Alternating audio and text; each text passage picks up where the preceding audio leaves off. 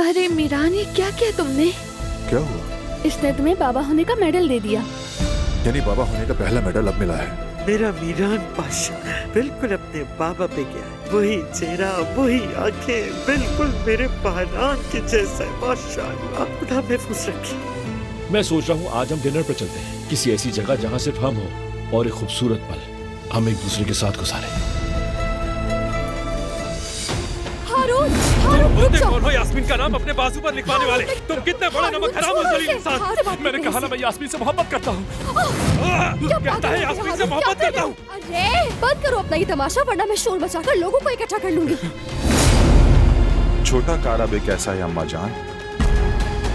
उसे ये दिन एंजॉय करने दो, क्योंकि अनकरीब वो बहुत तकलीफ उठाने वाला है।